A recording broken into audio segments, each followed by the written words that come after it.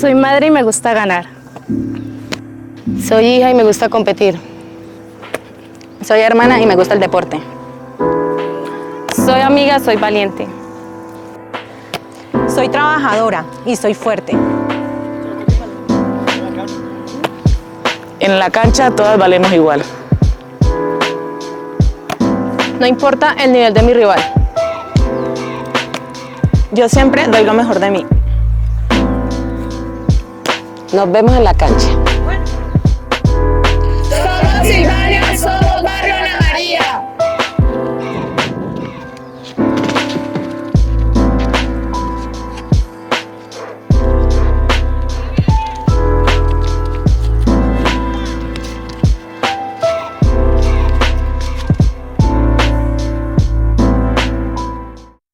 Dios los bendiga, amigos y hermanos. Soy Chucho Quintero y este es su podcast Páramo Café y Cacao, donde la fe, los sueños, el amor por nuestra tierra convergen en historias que dejan huella. Hoy nos acompaña el profesor Albeiro Erazo, un hombre que representa la disciplina, el liderazgo en el fútbol colombiano, quien nos hace sentir orgullosos de estas tierras de promisión, dejando en alto a nuestra región a nivel nacional e internacional. Una charla imperdible con un giganteño que con esfuerzo y pasión ha logrado grandes logros, ayudando a triunfar a hombres y mujeres en el fútbol. Bienvenido, profesor Albeiro. Gracias, Chucho, por la invitación. Contento de estar acá. Realmente un saludo especial para usted, para su familia, a Kevin, que fue un jugador mío. Contento, agradecido por la invitación. Bueno, profesor, para iniciar este espacio tan especial con usted, tenemos varias secciones e iniciamos con raíces y recuerdos. ¿De dónde es usted, profesor Albeiro? ¿Quiénes son sus padres, sus hermanos? Bueno, yo nací aquí en Gigante, un 27 de diciembre del año 75. 50 ruedas ya, 50 años. Mi padre, pues, fue porque pues, nos dejó de acompañar en 2018. Fue un policía de Nariño. Se vino a esas tierras del Huila a conocer a mi mamá en Tarqui, Huila. Maito, una vereda de Tarqui, Maito. Y mi papá, Adelmo Erazo, que dirigente deportivo, un líder comunitario. Mi mamá, pues, una trabajadora, incansable por sacar adelante a la familia. Fidelina Barrera, como la conocen en el barrio La Chatica, muy orgullosos de ellos. Sí, profe, tenemos gratos recuerdos del profesor, si al momento de su padre, el señor Erazo, un gran dirigente deportivo, y llamaba mucho a los jugadores del campo. Recuerde cuando nosotros iniciamos en los años 70, 80, ir a los campeonatos a Gigante, él era quien nos recibía, siempre ayudándonos, protegiéndonos. Además que también en varios deportes ayudó mucho a los giganteños. Profe, ¿cómo recuerda su niñez, su adolescencia? ¿Qué recuerdo guarda de esa época? Bueno, yo creo que el cariño de mi padre, sobre todo, y mi madre, fueron los que me impulsaron a estar en ese mundo deportivo, ¿no? Mi padre es un atleta consagrado, ciclista, corredor, futbolista, líder deportivo.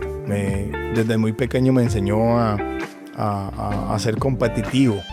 Sí, yo recuerdo en Gigante hacíamos carreras de velocidad, atletismo, y mi papá me apoyaba, me llevaba, me escribía, siempre.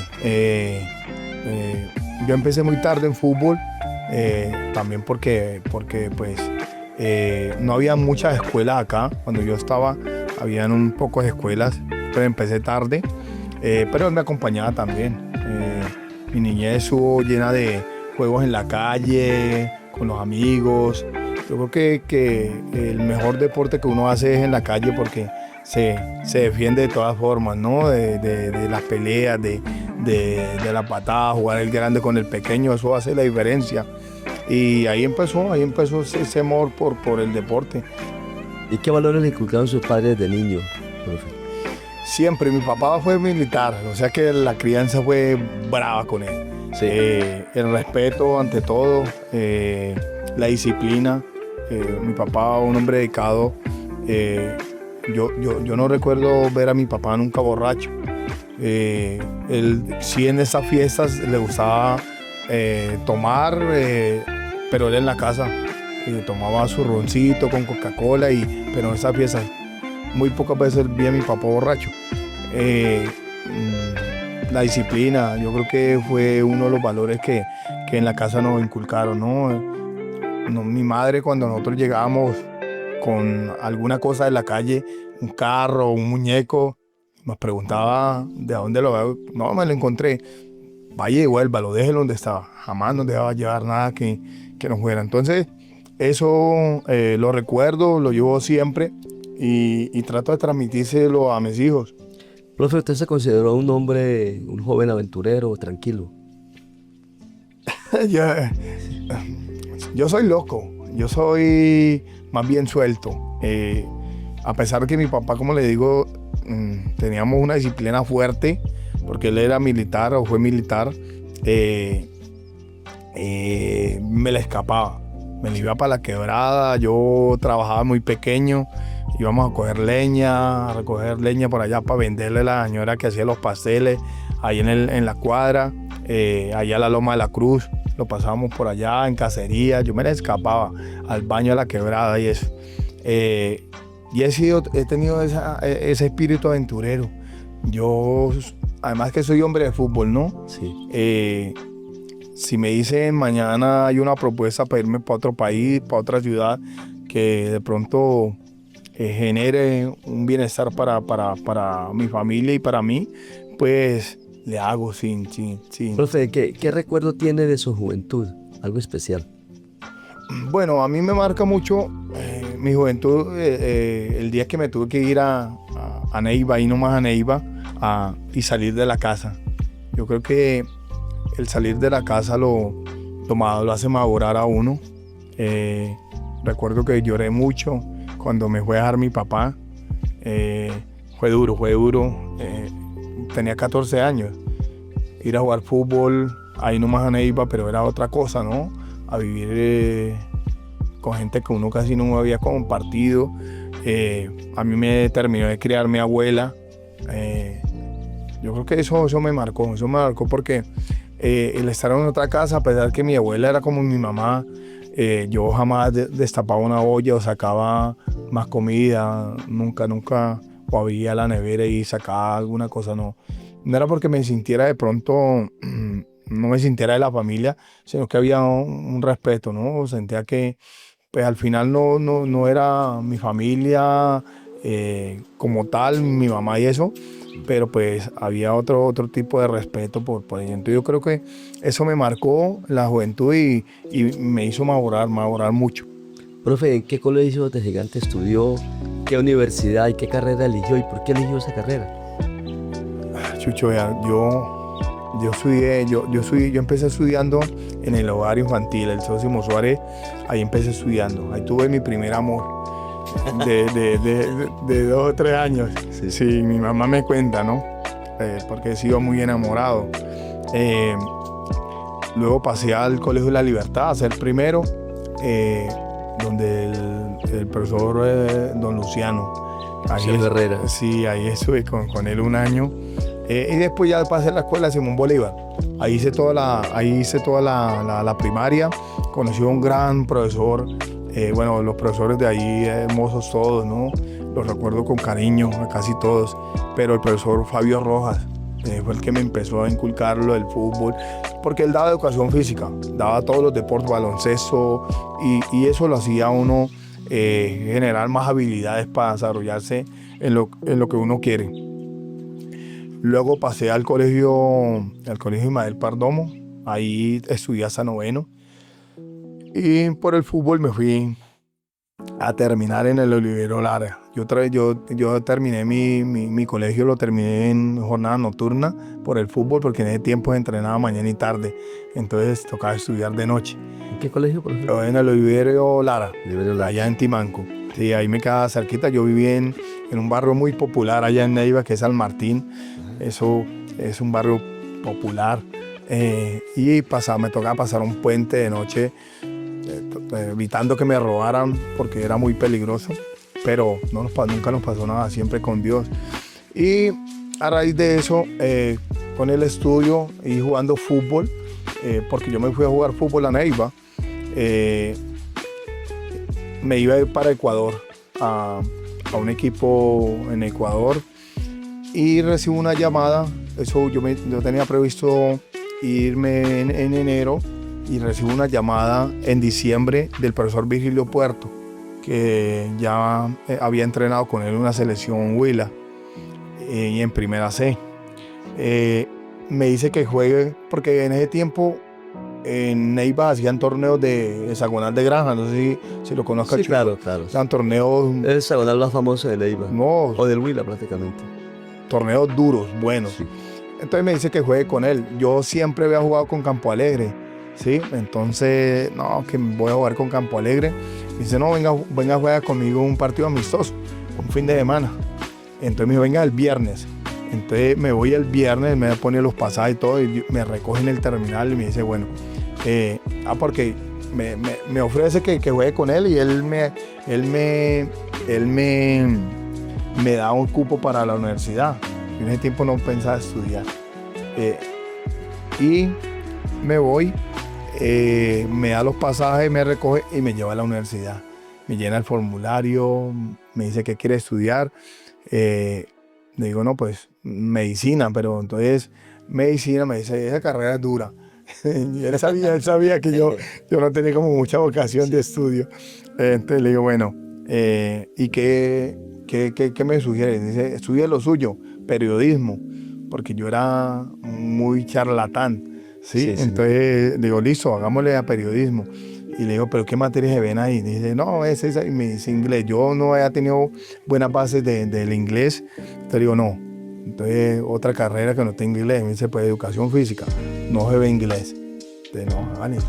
Ajá. Me metí a estudiar. A la surcolombiana. A la surcolombiana. Y gracias a Virgilio Puerto, pues, pude hacer la carrera y ahí terminé. ¿En qué año se graduó? Yo no me he graduado todavía. Yo tuve un problema en la universidad y lo sigo teniendo. ¿Pero ya terminó estudios? Yo hice todo.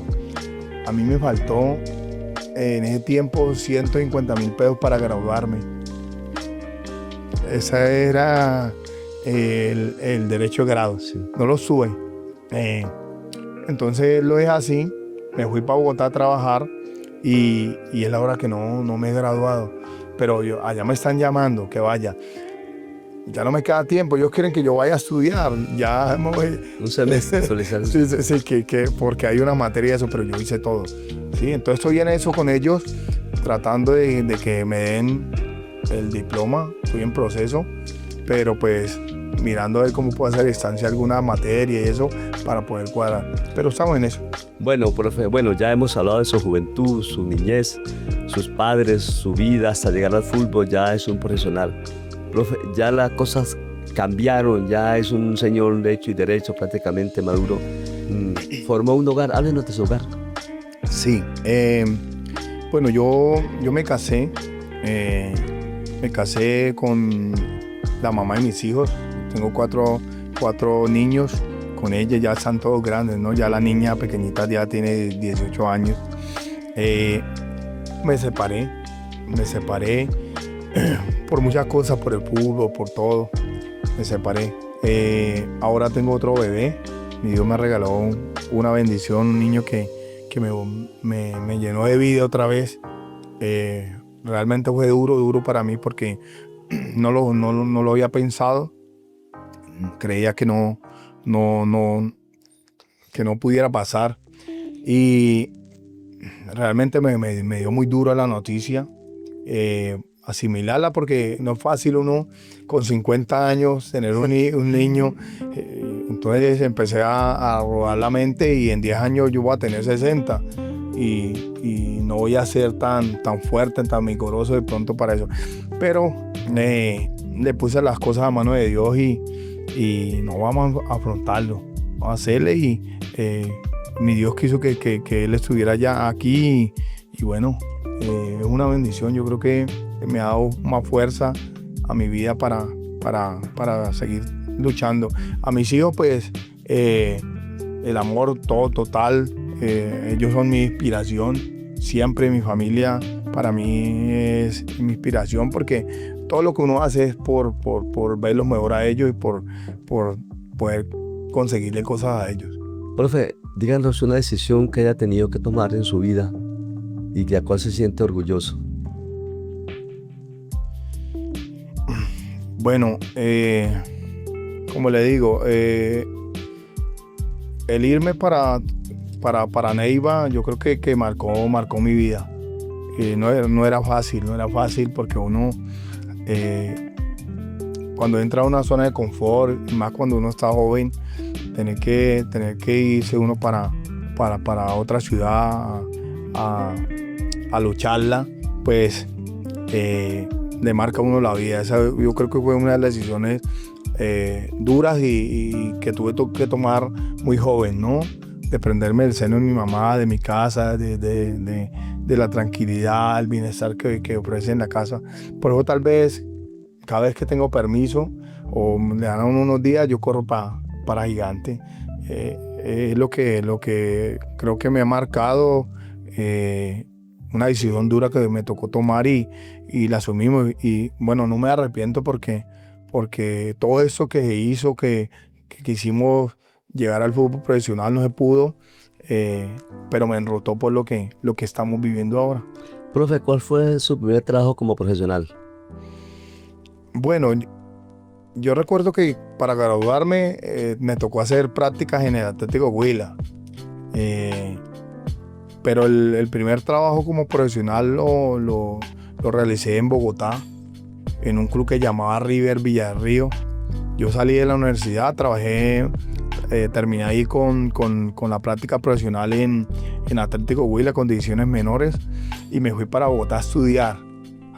Yo me fui queriendo estudiar un poco más del fútbol, ¿sí? Me llevó un hermano de la mamá de los niños y me brindó la casa, pero pues yo tenía también que aportar. Entonces él trabajaba en una empresa de aguas de Postobón, vendiendo agua y gaseosa, y yo le ayudaba por las mañanas y trabajaba en la tarde. Ahí conocí a un señor muy amable que se llama Manuel, el dueño del club. Ahí trabajé por primera vez, 2 años trabajé allá y vendía agua con mi cuñado en Postobón. Siendo ya profesional. Siendo ya profesional. Pero ya como en el área suya, profe, su primer trabajo. Bueno, yo empiezo a trabajar luego vengo a Neiva y trabajo con Ludens, un club de Neiva, de mi amigo Álvaro Chávarro. Luego me regreso para Gigante y a trabajar con la alcaldía. Soy el coordinador de deportes durante 3 años y salgo de la administración. Un año trabajo con el Club del Pibe, que me lo entrega el profesor Dagoberto Perdomo, que él es el fundador. Me lo entrega, yo trabajo con el Club del Pibe y era duro, porque cobrar, la gente de Gigante no tiene la vocación de pagar mensualidad. La cultura. Eso. Sí, no hay cultura.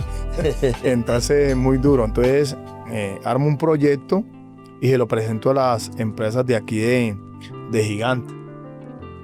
No me respondieron al llamado, entonces yo sabía de la cooperativa Utrahuilca, me voy para Neiva, le presento el proyecto, hablo con el coordinador que era Yael Garaviño, hablo con él y le presento el proyecto y me dice, no, nosotros armamos el proyecto, si yo lo conozco a usted, va a trabajar con nosotros.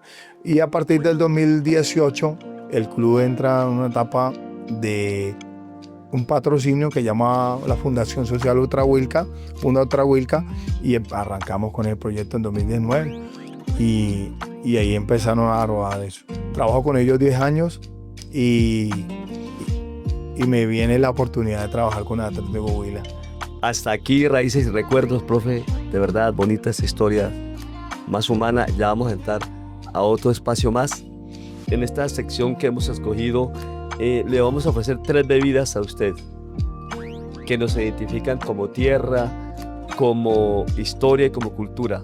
Está la aguapanela, el chocolate y el café. ¿Cuál de esas bebidas elige usted? El café, definitivamente café. Bueno, profe, ¿por qué eligió café, profe? Bueno, primero porque somos de tierra cafetera, ¿no? Colombia y gigante, una tierra cafetera. Además que era la bebida preferida de mi padre. Y en la casa todos los días nos falta la buena olla de café. Es diario, en la mañana y en la tarde.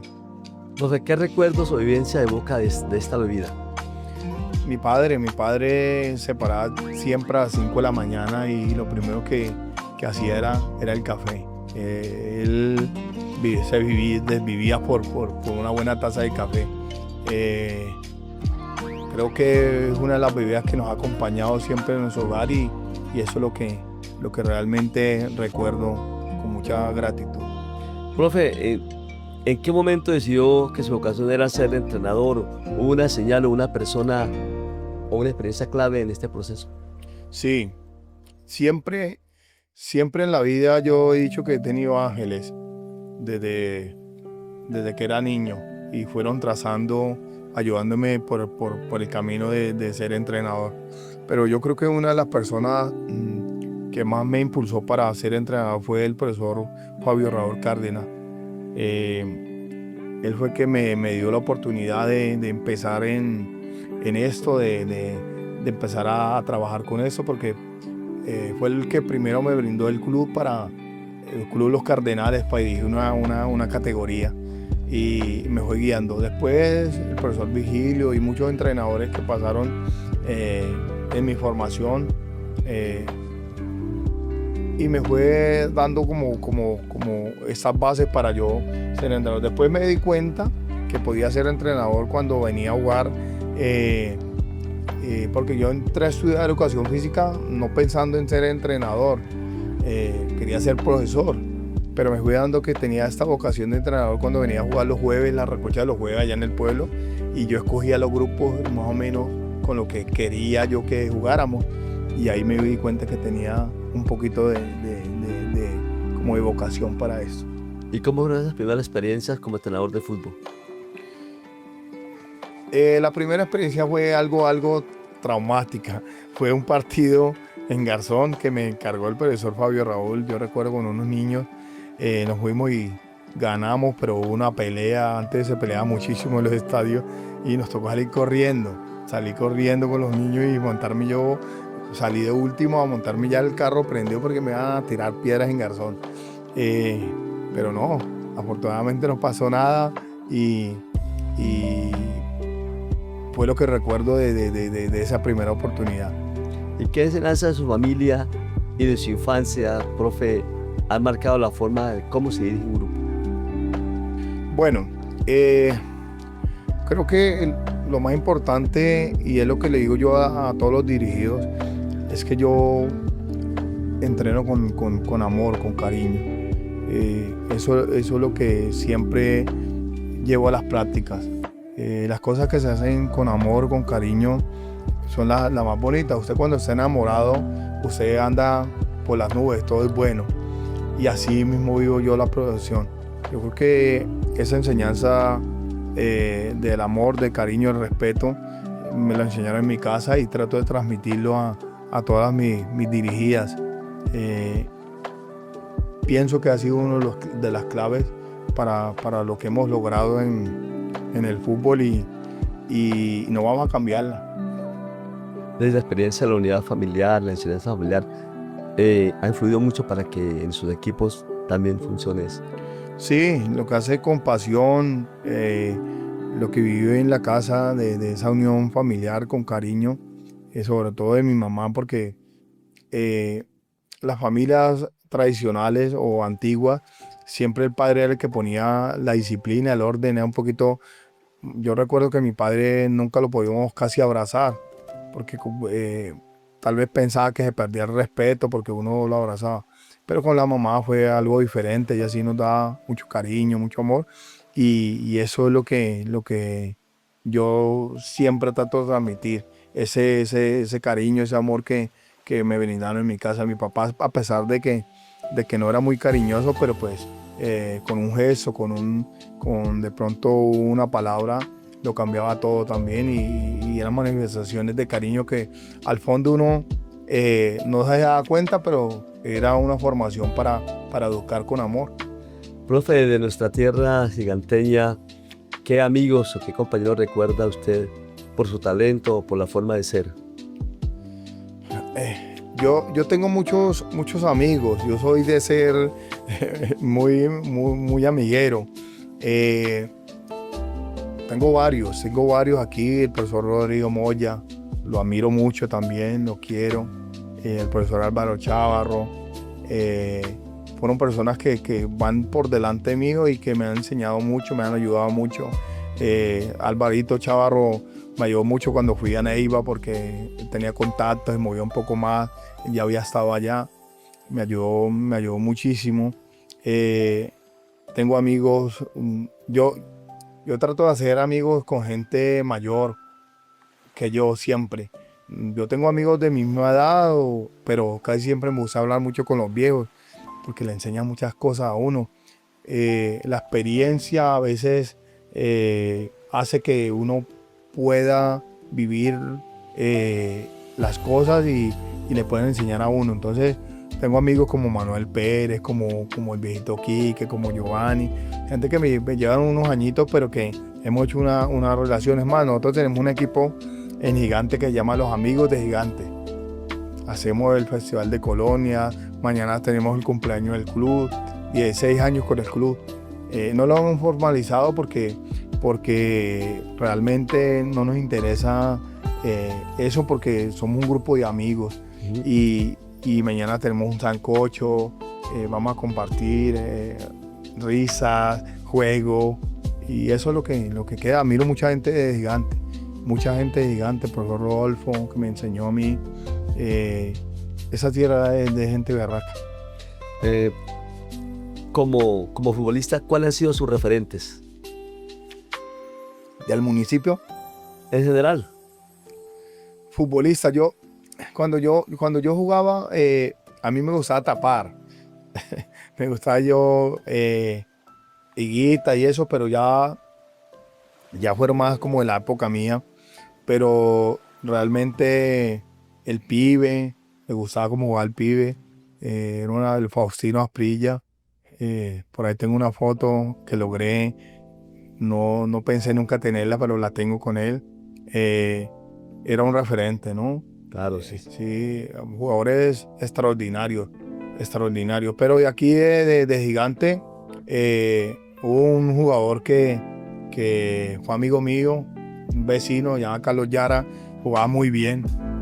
Sí, señor, Carlos Yara. Carlos Yara jugaba muy bien. Sí, y lo admiraba harto. Yo tuve la oportunidad de jugar en el mismo equipo en los Canarios con él. Y otros más, ¿no? Macri, que era un pateador de tiro libre excepcional. El que le decían Tula, ¿no? No jugué nunca con él, y no recuerdo mucho a Tula, pero sí jugaba muy bien, me dijeron. Y ahí tengo varios referentes. Gigante, bueno.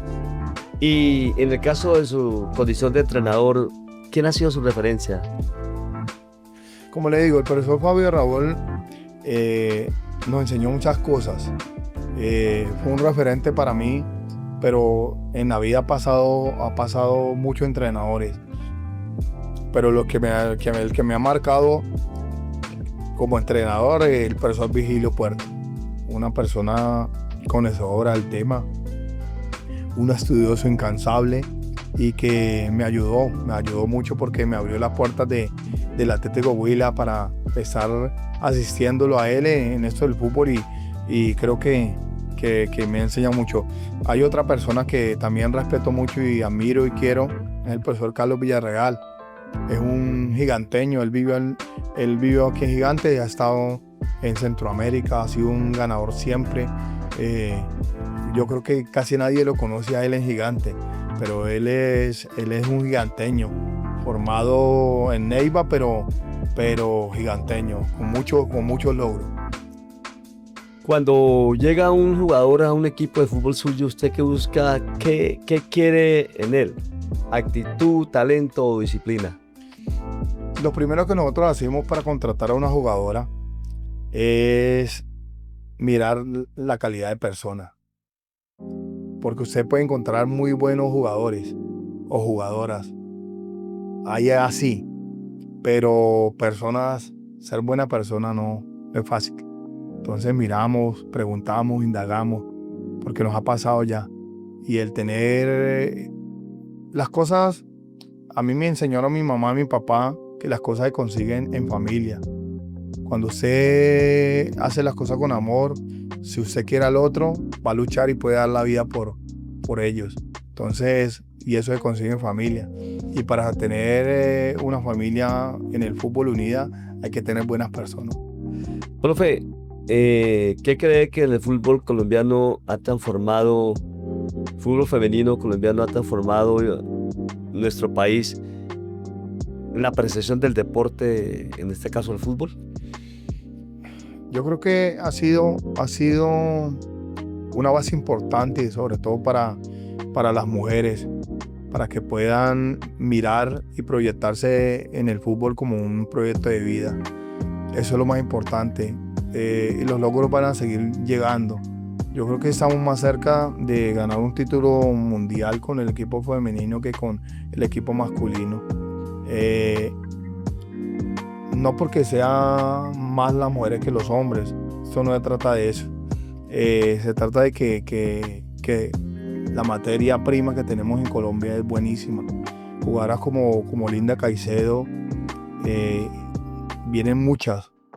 Cuando eso empezó, era difícil porque las jugadoras de nosotros estaban por fuera, todas, y regresaron. Aquí hubo una liga bastante competitiva. Ahora tenemos el problema que la están llevando, porque la jugadora colombiana es muy apetecida al exterior. Y entonces lo que ha hecho el fútbol en Colombia es transformar el mundo de las mujeres. Que muchas niñas miren y se proyecten a ser futbolistas profesionales, y eso, hacerle una profesión no es fácil y ellas la están consiguiendo. Nosotros, los pocos hombres que estamos en este mundo, vemos cómo va creciendo esto. Eso es una bola de nieve que al final va a dar mucho de qué hablar. Profe, voy a hacer una pregunta larga y esta va a ser leída. Dice: usted lideró equipos que hicieron historia en el fútbol femenino colombiano, incluyendo un título continental con el Atlético Huila en la Copa Libertadores Femenina. ¿Qué lecciones de liderazgo y gestión aprendió al manejar un equipo de mujeres que alcanzó un logro tan trascendental? Bueno, yo creo que fue un reto. Le voy a contar algo que me pasó. Nosotros, cuando llegué al Atlético Huila, yo llegué con la ilusión lógicamente, de ganar cosas y de ser algún día el técnico. Yo empecé en Atlético Huila en 2017, cuando empezó la liga profesional, gracias a otro ángel que me puso la vida, que llamaba el ingeniero Diego Perdomo. Él me invitó al proyecto, pero yo en ese momento no podía porque yo había sufrido un infarto en 2015 y en 2016 sufrí un derrame cerebral. Eso me limitó la condición física mía. Yo estaba en la empresa Ultrahuilca trabajando y él me invitó y no me dejaron. No pude ir a trabajar, pero me vinculé indirectamente haciendo unos análisis de partido. Pero ahí empíricamente, porque yo no he estudiado eso, pero pues más o menos yo miraba y contaba ahí. En 2018 él me hace nuevamente la invitación y a raíz de la muerte de mi padre, yo quería darle un cambio a mi vida porque era difícil quedarme aquí y me fui, decidí irme. Pudimos ser campeones al lado del profesor Virgilio. Por cosas del fútbol, el profesor Virgilio sale y llega el venezolano Omar Ramírez a dirigir el club. por cosas administrativas él también sale y bueno, es cuando hacemos una reunión y recuerdo que esa noche con el presidente acordamos que no íbamos a traer otro técnico porque ya estábamos a mes y medio de ir a la Copa Libertadores. Era muy traumático para la muchacha. Decidimos que íbamos a tomar el equipo con Robinson Osa, que era el PF en ese momento, y que él iba a quedar de PF, de técnico, y yo iba a seguir siendo asistente, pero pues no iba a quedar. Ese día quedamos así, y al otro día, imagínate que la sorpresa que me da el presidente es que yo iba a ser la cabeza del grupo. Ese día sentí miedo. Porque era una responsabilidad grande. Imagínese yo dirigiendo a jugadores de Selección Colombia, Yoriri Rincón, a Carmen Rodallega, y ahí un listado grandísimo. Sentí miedo, ese día hablé y la voz me temblaba más que nunca. Además que me daba miedo por poderles transmitir conocimiento a ellas, y no porque pensaba que de pronto el problema que había tenido del derrame me fuera a cobrar factura. Pero bueno, afortunadamente no, y fue un reto bonito y creo que cumplimos. Profe, voy a leerle un contexto de lo que hay en el fútbol colombiano. El fútbol colombiano ha crecido muchísimo y aún enfrenta retos culturales, estructurales y de apoyo. Desde su experiencia, ¿cuáles cree que son los principales desafíos que deben superar las jugadoras de fútbol femenino y los clubes para consolidar una liga fuerte y sostenible? Bueno, hay muchos factores. Yo creo que en principio habían muchos mitos sobre el fútbol femenino. Era el miedo de los padres de que las niñas jugaran fútbol. Hay mucho mito ante eso, hay mucho tabú. Creo que eso se está liberando ya.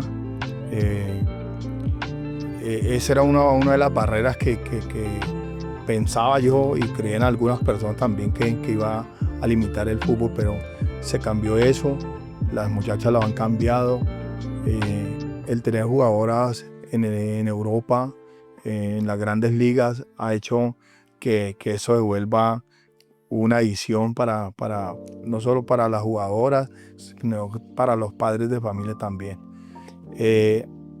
Nos falta un poquito más de apoyo, no de las empresas, sino de la comunicación, de los medios de comunicación, que nos visualicen más, que nos transmitan más los partidos, que eso va creciendo. Ahora, si va ahí buena imagen, buena presentación, van a venir los patrocinadores, ¿sí? Que es lo que necesita el fútbol.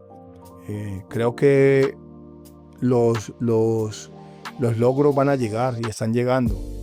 Sí, tener ya a Línea Caicedo en el Real, a Mayra en Europa, hace que eso sea tan importante como el fútbol masculino, y que ojalá los dirigentes empiecen a ver el apoyo de la empresa privada y la empresa pública para ir creciendo más. Profe, también hay otra pregunta dentro de un contexto más amplio y es esto, profe. Como entrenador que ha trabajado con futbolistas de distintas edades y contextos, ¿qué cree usted que se necesita para formar jugadoras que no solamente compitan al más alto nivel, sino que también se conviertan en líderes dentro y fuera de la cancha? Bueno, yo creo que lo más importante para formarlos es que tengamos buenos entrenadores. No es fácil dirigir fútbol profesional, pero es más fácil que formar. Yo siempre he dicho que en la base deben estar los mejores, porque es donde empiezan a construir al niño.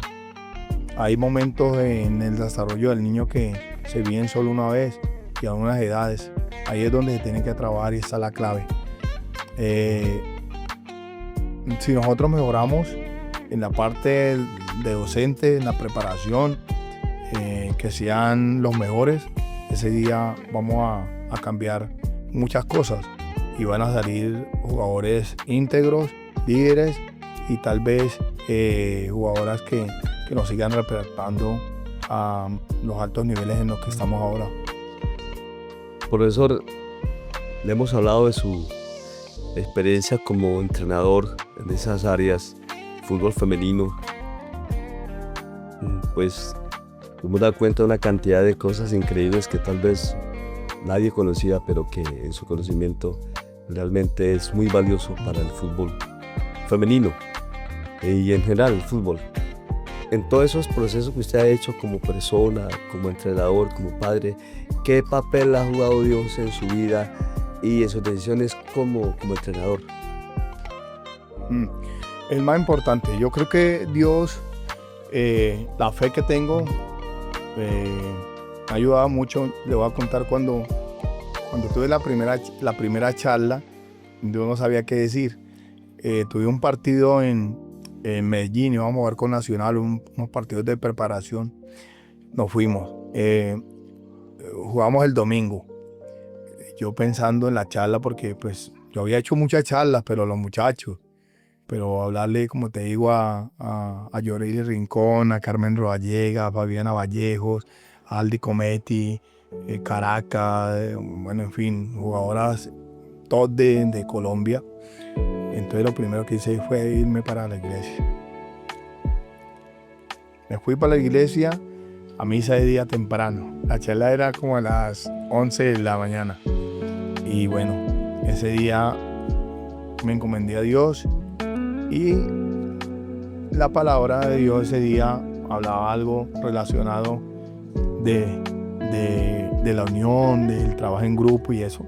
Y me llevé el folletico que dan en la iglesia para la charla. Y basada en ese texto, di mi charla. Yo se la leí ese día, me temblaba la voz, pero me encomendé a Dios y ha sido muy importante Dios en mi vida. Creo que lo que mis padres nos orientaron hacia la fe de Dios nos ha servido y todavía lo sigo teniendo en mi corazón siempre. Cuando tengo que ir a la iglesia voy, cuando hay momentos en los que se necesita o no se necesita, estoy ahí. Siempre oro antes de acostarme, siempre oro, agradezco cuando me levanto porque es un milagro el despertar. Profe, conociendo su experiencia, lo que nos acaba de comentar, también pues acordándole que tuvo una enfermedad también grave, ¿cierto? Logró recuperarse. Profe, ¿usted recuerda un momento que sintió que la mano de Dios estuvo con usted y realmente sintió profundamente en el alma ese momento y cómo lo recuerda? Sí, fue un momento duro. Yo sufrí un infarto en 2015 jugando fútbol con la empresa y en 2016 me dio un derrame. Ese día yo sentí que me iba a morir. Realmente perdí la fe. Estaba en la silla y no me podía mover, sino yo me iba a tirar por una ventana allá en el hospital. Lo único que yo recuerdo es que ese día me acostaron y hablé con Dios. Yo creo que fue la primera vez que hablé con Dios. Y le dije que yo aceptaba si no podía hablar porque los médicos dijeron que yo no iba a volver a caminar y que probablemente no iba a volver a hablar tampoco. Entonces yo le dije a Dios que yo aceptaba si él pues no me dejaba hablar y si no me iba a dejar caminar. Pero sí le pedía que me diera fuerza, porque seguramente solo no sería capaz de continuar. No podía. Ese día me quedé dormido temprano, me quedé dormido. A mí, eso fue el segundo día. El primer día que me llevaron al hospital, me bañaron a las 5 de la mañana. Yo no sé por qué lo bañan a uno a esa hora. Ese día me paré a las 4 de la mañana y el recuerdo mío es que estaba la mamá de mis niños, María, al lado y yo la toqué y le dije que me quería bañar. O sea que ya estaba hablando. A mí ella me entendió porque dijo, sí, pero yo lo ayudo. Recuerdo que me metió al baño, ayudado a la silla de ruedas y una silla ya. Y yo me bañé, le pedí que me dejara solo, que yo me iba a bañar solo, que yo no quería que me hicieran nada. Y ahí empecé. Yo creo que Dios me dio la fuerza. Dios me dio la fuerza porque... Para poder superar ese momento, y se bañó, profe, solo. Y después, profe, es decir, habló con Dios y todo. ¿Como cuándo sintió en que Dios me escuchó o yo me estoy recuperando? Ahí pasaron muchas cosas. Yo empecé a hablar, empecé a caminar, ayudado, apoyado de mi sobrino, que estuvo un tiempo conmigo. Después en la casa caminaba solo. Después yo tuve 6 meses de incapacidad. Yo a los 3 meses me salí de mi casa, cogí la moto. Un día que estaba solo, cogí la moto y me fui. Me fui para el campo de fútbol a mirar los niños. Pero empezaron a pasar cosas. Cuando uno tiene una necesidad, como que busca más a Dios, y no debe ser así. Empecé a ir a misa todos los días, porque resulta que la enfermedad subía los costos. Yo no podía ir al médico solo porque no podía moverme bien. Entonces me tocaba llevar a otro compañero. Entonces era 2 pasajes, 2 comidas, era doble el gasto, no alcanzaba la plata. Entonces en la empresa me desvincularon del contrato, eso fue una cosa dura porque hubo un mes que no tuve dinero, ingresos. Sí, yo trabajaba a término fijo, de febrero a noviembre, que era prácticamente la temporada de fútbol. Entonces 2 meses que nada, pero trabajé 10 años así.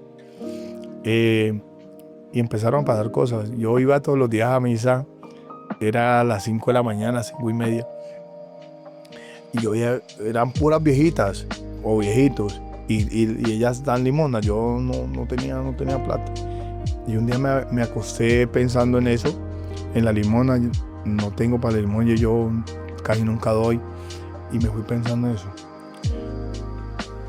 Llegando a la iglesia, pasando por la casa cural, hay un poco de árboles ahí, no sé si conozco la iglesia ahí, y estaba oscuro. Pero ese día había una luz, un círculo, y habían 500 pesos. Pero están en un círculo. O sea, la gente dice, es normal encontrar usted plata, pero porque había una luz con la plata, era un círculo. Oye, yo recuerdo que cojo la plata, me sonrío y lo primero que digo es plata. Sí. Así fueron pasando cosas. Un día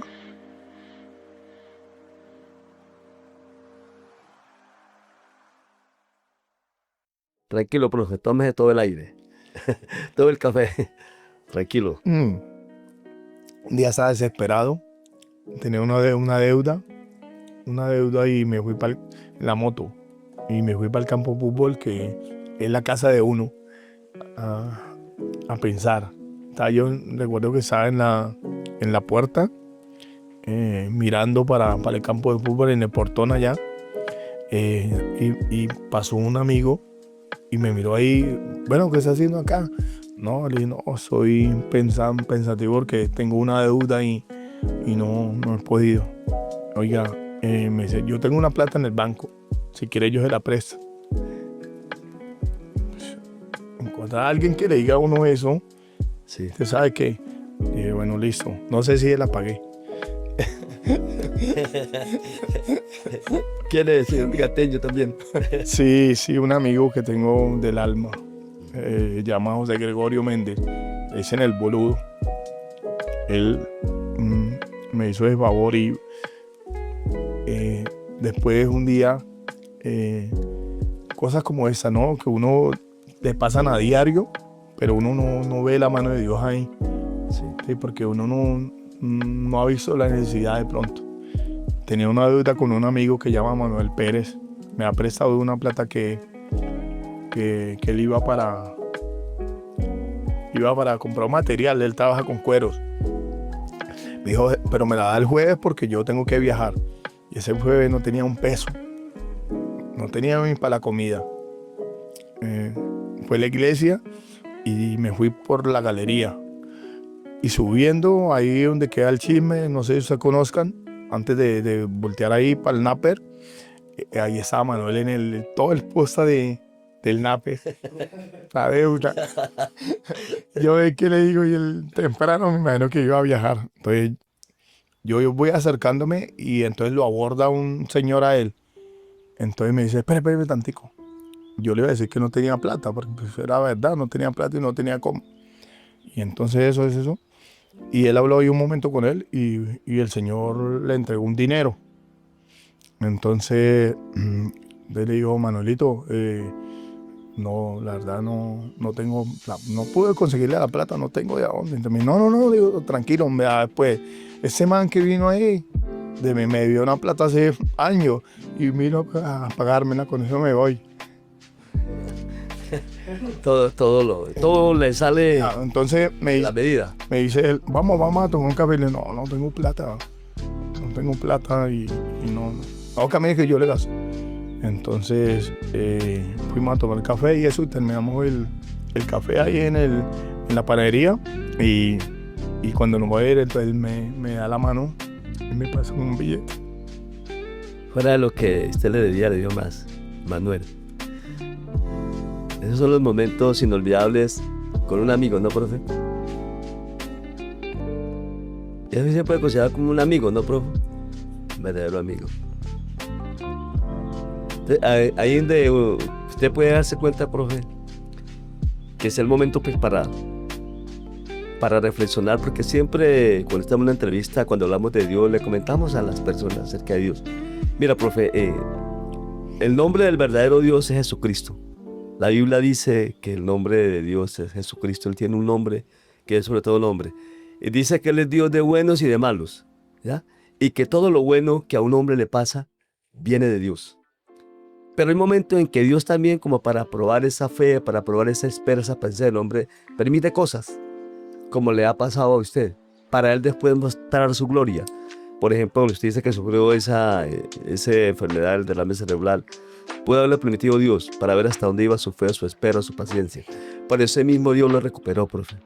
Porque Dios es la vida, Él es la luz. Y Él es el que permite que usted viva, que usted haya vivido, que usted haya llegado donde ha llegado y que tenga éxitos. Porque, como le decía, todo lo bueno viene de Dios.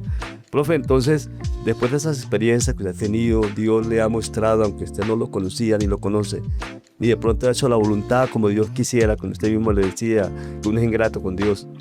Profe, desde este lugar y aquí, entre amistad, le comentamos eso.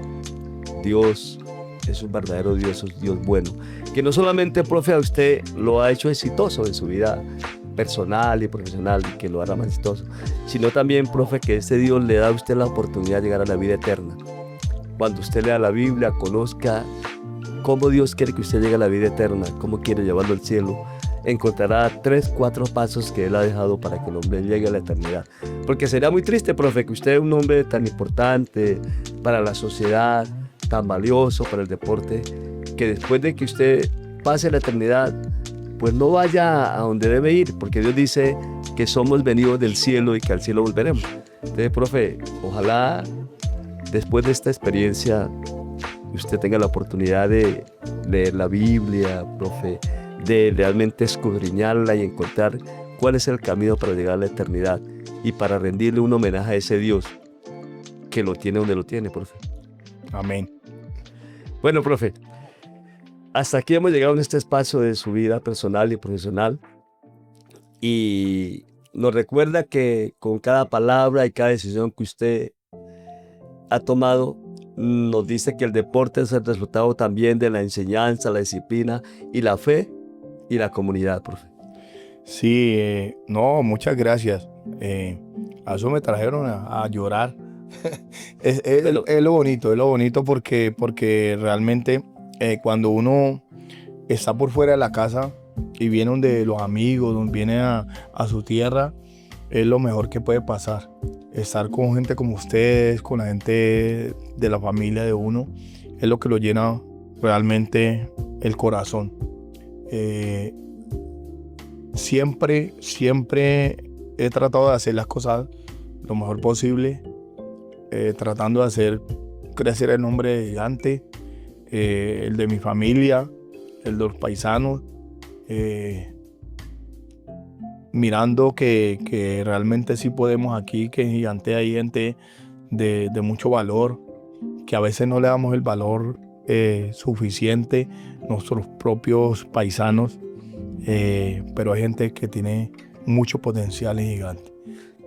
Profe, actualmente, ¿en qué equipo se encuentra laborando y cuáles son las expectativas que tiene en el mismo? Bueno, actualmente estamos con Internacional de Bogotá. Es el mismo equipo de Equidad que cambió de nombre. Como saben, un inversionista estadounidense lo compraron y modificaron el nombre y los colores. Estamos allí, ya llevamos 4 años con ellos. Esperemos que este año sea el nuestro y podamos conseguir los objetivos, que son ganar la liga, disputar la Copa Libertadores y poder darle alegría al pueblo colombiano y sobre todo a esta región tan hermosa que es Gigante. Ahora estamos, profe, en otro segmento de nuestro espacio que se llama 7x7. No es la multiplicación, tranquilo, no se preocupe. Denos, profesor, 7 opiniones acerca de los siguientes temas. El traslado del Atlético Huila al Valle del Cauca. Yo creo que fue una consecuencia de los manejos, del poco apoyo que hay para el deporte en el departamento de Huila. Entonces nos equivocamos nosotros mismos a no apoyar el equipo. No sentimos el equipo como nuestro y cuando ya sintieron realmente el traslado y la venta del equipo es que nos dimos cuenta que hacía falta. Entonces no apoyamos y eso significa el pueblo también, porque tener fútbol profesional no es fácil y ahora para volver a conseguir equipo va a ser muy difícil. Segundo, profe, la situación actual del Estadio Guillermo Plazas. Son problemas políticos y jurídicos que hicieron que no se tomaran buenas decisiones también para poder arreglar el estadio. Hay muchos intereses ahí también. Eso es malo de las obras públicas, que hay intereses, que se gasta mucho dinero. Nosotros fácilmente podíamos tener un estadio para unas 20.000 personas, 10.000 personas, que es lo que apoya el Atlético Huila. Entonces, nos faltó más dirigencia.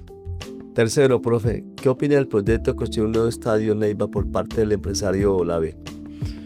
Puede ser una buena opción. Yo lo malo que miro en eso es que de pronto ha escogido un terreno que es difícil para que le den permiso ahí, de pronto, no sé. Pero bienvenido la inversión en el departamento de Huila. Profe, ¿cómo ve la selección Colombia actual, el presente, rumbo al Mundial de México y Estados Unidos? Yo he perdido mucho contacto con la selección Colombia masculina, pero no, hay jugadores extraordinarios, ¿no? Yo creo que podemos hacer una buena campaña, igualar la mejor campaña que tuvimos, creo que igualarla o superarla. Tenemos una revelación en nuestro fútbol colombiano. Creo que es importante en Europa y jugadores que están marcando la diferencia en todos los clubes. Entonces, pienso que puede ser una buena presentación. El dinero y la fama en la formación de los futbolistas. Es algo difícil de trabajar porque no hay educación psicológica apropiada en nuestra básica primaria, en nuestra secundaria. Yo creo que las redes sociales han ayudado un poco, ¿sí? Ya se está moviendo mucho los entrenadores o los preparadores de la mente en el fútbol profesional. Entonces, eso ha cambiado un poquito, pero es difícil porque casi siempre los jugadores salen de barrios populares, con necesidades, con hambre. De ganarse nada, ganarse 50, 60, 70 millones de pesos, eso a veces enloquece, es duro. Profe, la inteligencia emocional del jugador en el campo de juego, ¿sube o baja? Es relativo cuando se enfrentan diferentes escenarios, ¿no? No es lo mismo enfrentar un partido final que enfrentar un equipo, un partido de primera ronda, ¿sí? Por eso luchamos nosotros los entrenadores en la toma de decisiones, tratar de darle las mejores herramientas a los jugadores para que si se presenta o se llega a presentar una situación difícil para ellos, que puedan solucionarla. Pero sí se está trabajando más ahora en el fútbol moderno, la preparación psicológica, la mente, la toma de decisiones, todos los trabajos se hacen pensando en eso. El papel de los padres en la formación de un futbolista futuro. Es lo más importante porque son los primeros empresarios que tenemos nosotros los deportistas, ¿sí? Y los que con cariño lo llevan a uno a las canchas.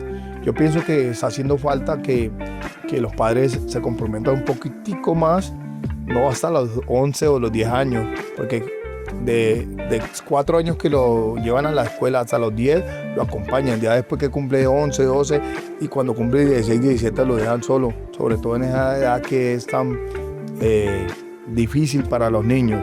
Yo creo que debemos acompañar un poquito más.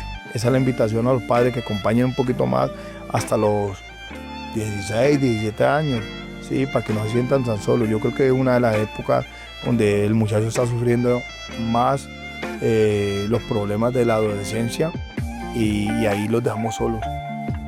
Continuando, profe, ahora tenemos el otro tips. 7 logros o títulos de Albeiro Erazo.